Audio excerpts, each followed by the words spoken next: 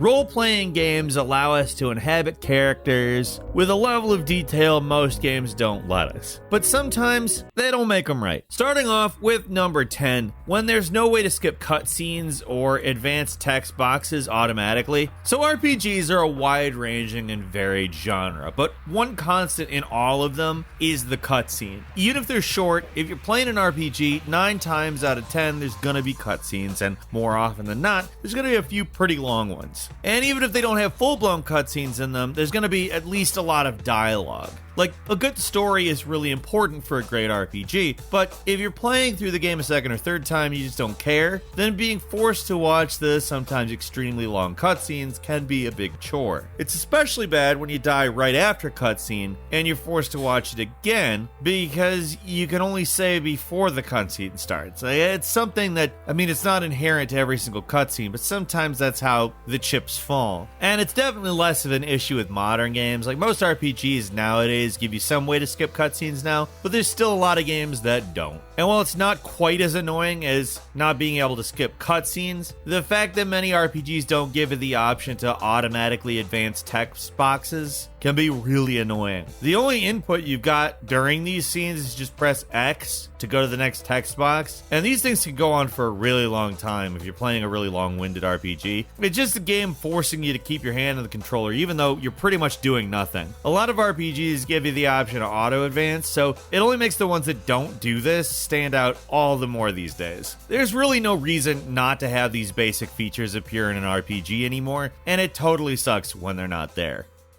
At number 9 is boring, forced grinding sections with no way to speed anything up. This is an issue that has plagued RPGs since the very beginning of the genre, and the fact that it's still an issue makes it seem like it's probably always going to be a problem. You know what we're talking about here, though. You're playing a game, everything's going smoothly, and then you get to the boss. You've been fighting every enemy that popped up, you feel like you're about the level you should be, but you fight the boss and they just totally crush you, like, not even close. No, you can't just go somewhere else. You're locked into the dungeon, or it's a totally linear game, so your only option is to run around, beat up monsters until you get strong enough to take the boss on. That's it. Newer RPGs have tried to do things that make grinding less annoying, like letting you speed up battles so they go by quicker, which is a nice solution that should appear in some form for every turn-based RPG out there, but there's still a lot of games that don't. You're forced to slowly level up by killing hundreds of chump enemies just so you can get strong enough to beat the boss. Now, obviously, RPGs should be challenging to at least some extent. For a lot of players, just steamrolling through everything wouldn't be a lot of fun, but there's parts of games where you pretty much have to grind, and that's your only option, and it just straight up sucks every time. For more skilled players, the grind might not be as necessary or even necessary at all, but a lot of the time, that sort of thing requires understanding the sometimes really complex systems of an RPG, stuff casual players might not know about. Like, grinding isn't necessarily even a bad thing on its own, but at this point there's no reason why developers can't put in some way to speed things up. It's a simple feature that can take some of the tedium out of an RPG.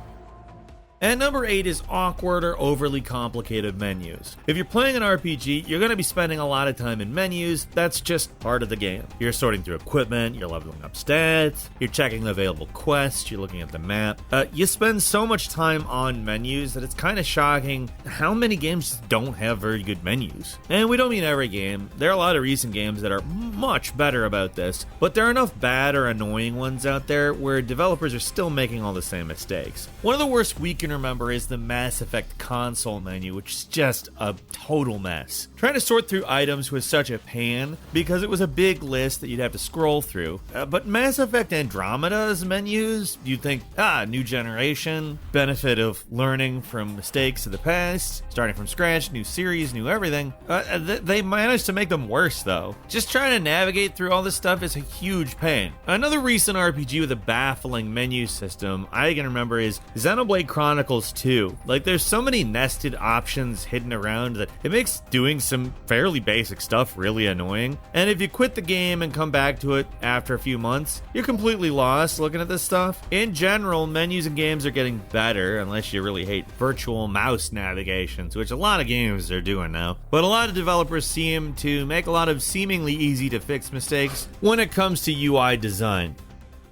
And number 7, when they don't make it obvious that a boss fight is unwinnable. Like, this is a convention that's here to stay. It's a staple of certain RPGs, particularly ones from Japan. They just love this stuff, and in concept, I'm obviously not against it, but there's a difference between a good and a bad unwinnable boss fight. You gotta know what I'm talking about here, right? The game pits you against an enemy that's intentionally way tougher than you are, and you progress the story by losing the fight rather than winning. This sort of thing happens in a ton of old RPGs and still shows up in games like Bravely Default 2. And it's not so bad when the boss either appears very early in the game or mechanically it makes it very obvious that you can't beat them, like making it so that you only do 1 damage to the enemy or something. But sometimes games want you to lose a fight even though it doesn't feel like you're that outmatched. So you end up wasting precious items trying to win an encounter that's designed not to be winnable. It can be fun to throw an unwinnable boss at you early in the game that, if you grind a ton, is actually beatable. Sometimes they throw a secret ending behind stuff like that, and that's cool, but certain games just give the boss an I win button that they just hit at a certain point in the battle, and I don't really love that. Unwinnable bosses can add some drama to a game for sure, but when they're not telegraphed very well, they can be really annoying.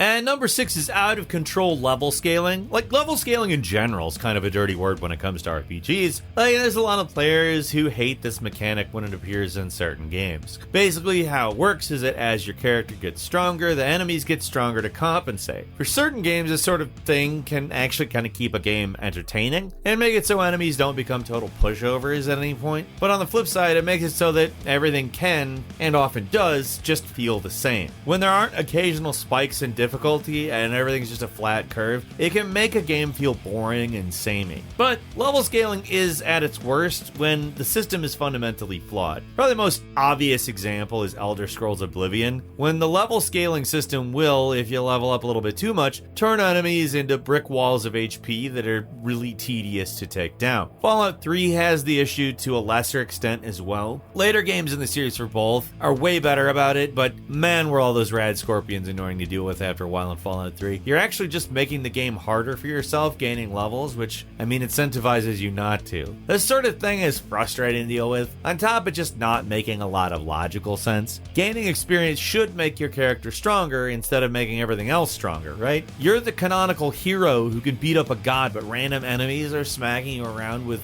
ease like you just started the game. It's just dumb at a certain point. And number 5 is tons of unnecessary and confusing systems. If there's one thing that RPGs love to have, it's a ton of unnecessary overlapping systems, like cooking, crafting, a random point system that gets you mostly pointless rewards. Blah, blah, blah. I don't even need to get into it. You know what I'm talking about. And some of the time, this stuff can actually be a fun diversion, and we don't necessarily have anything against it automatically, but some games really go overboard with how pointless and annoying it is. Like the whole settlement system in Fallout 4, which, while cool more often than not, doesn't really get you anything and can easily be ignored if you want to. It's potentially a massive part of the game, but in practice doesn't really add much to the experience for most players. Other than the fun of making your own house, which it's fun, but having to constantly babysit settlers is a drag, and there is where it really starts to feel underdeveloped. So many RPGs have some kind of cooking system and crafting system now, and I guess they're sometimes useful. Like, you can put hours of time into stuff and get basically nothing back in return, though. In a lot of games, it's just plain easier and better to buy weapons at a store rather than bother with crafting at all. It's not always bad, but it's another example of RPGs trying to put more stuff into their games, regardless of quality. The mistake is thinking that this stuff adds value for most players, when most will ignore it if they can.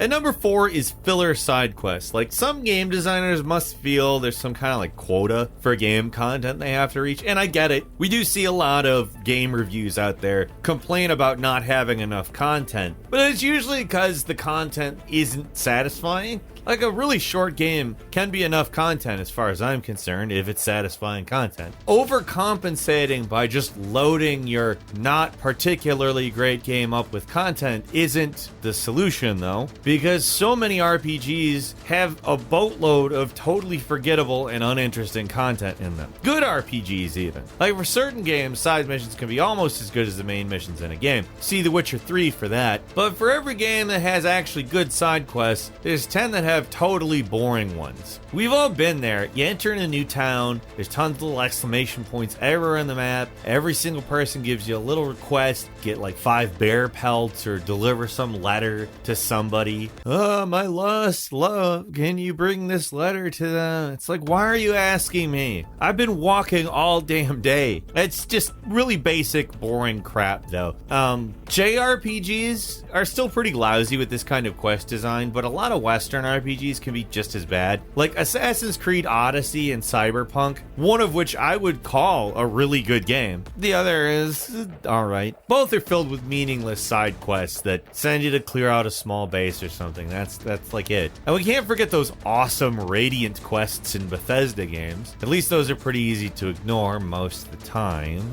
Making games is obviously a tough business, and making side content can be a really thankless job. But because it's the stuff people are most likely to miss, when a game puts in the extra effort to have some optional mission actually be interesting and fun, it really adds a lot to the game. In our opinion, a lot of RPGs could cut like half of the side quests, and most people wouldn't even notice. That's how little they add. And a lot of companies seem to just make this mistake where they think that more equals better, even though a lot of players just think all this junk is tedious. And number 3 is saying your choices matter when they actually don't. Probably the most appealing thing about RPGs is the ability to play a character your way. Like you play the role however you want in a role-playing game. You can choose to be good or evil, and the expectation is that those choices actually mean something. Players want to be rewarded for playing the game the way that they want. So one of the worst mistakes designers can make is to make it so the choice doesn't matter at all. Especially when player choice is such an important part of the game. I don't think anyone's really upset when the princess says like, but thou must in Dragon Quest, because those games aren't really about making choices. But with something like Mass Effect, where a lot of the things you can do have severe consequences on the story and characters, taking the player's choice away in like the end of the game, the conclusion, sucks. This is one of the hardest things out there to get right, too, because adding real choices to a game is really hard, and it only makes creating a game exponentially more difficult to do. But if you're telling players that what they do in a game matters, then you kind of actually have to make it feel like it matters. And number 2 is beginner's traps. Probably one of the best, but also one of the worst things about RPGs is character creation. There's nothing worse than spending a ton of time building your character, only to actually start the game and play for a long time before you realize you don't like what it looks like, you did something wrong, like maybe the stats are wrong, you got the wrong skills to start with, the entire class is subpar, whatever. You fell into the beginner's trap, and RPGs can be some of the worst games out there for this kind of thing. Of those hundreds of possible options you've got to create your character, you might as well just scratch out half of them because they're useless compared to everything else. Of course, you obviously didn't know that. There was basically no way to know that, unless you ended up falling into the trap. Sometimes you get lucky and pick like a class that's good, and sometimes you don't. So many mistakes go into making these kinds of beginner's traps. A lot of games just don't explain themselves very well, and a lot of other games are just unbalanced, so certain character choices are unintentionally much less important. The worst is when the game gives you the option of auto-generating a character, but they give you a crappy character no matter what. In some games you just can't win unless you go online and see how to build a character properly. It's not the worst thing at the end of the day, but if you just want to play a game the way you want to, it's a big pain when you find out that no, that's not how you can play this game. That doesn't work. Try again. And finally at number 1, and this is a big one. There's a reason why we saved it for 1. Leaving in information that is just wrong. Like there are mistakes, like most of this list. Like it's mostly just bad game design. And then there are mistakes like this mistake, which are literally actual mistakes that get left in the game. RPGs are really complicated. There's a lot of math that goes on in the background, so the only way you can really know what's going on is when the game tells you. But when that information is wrong, it can only make things more confusing. Diablo 2's character screen is notorious for providing incorrect information. It's so bad that there's an entire page in the Diablo 2 wiki about it. A lot of the items item descriptions in the Dark Souls games are also, like, inaccurate. Like the tiny being ring from the original version of Dark Souls 1, which says that it regenerates your health when you equip it, but what it actually does is increase your max health a little. Hell, in Morrowind, there are certain NPCs that give you wrong directions for certain quests. And remember, this is a game that doesn't have a waypoint system, so the only way to find places to follow these sometimes completely wrong directions. There are so many more examples of this out there, but you get the idea. These are really bad mistakes. Probably some of the worst an RPG developer can make, and yet they still happen all the time. Because why? People are people. That's all for today. Leave us a comment. Let us know what you think. If you like this video, click like. If you're not subscribed, now's a great time to do so. We upload brand new videos every day of the week. Best way to see them first is, of course, a subscription, so click subscribe. Don't forget to enable all notifications, and as always, we thank you very much for watching this video. I'm Falcon. You can follow me on Twitter, @FalconTheHero. We'll see you next time, right here on gameranx. Right here on gameranx.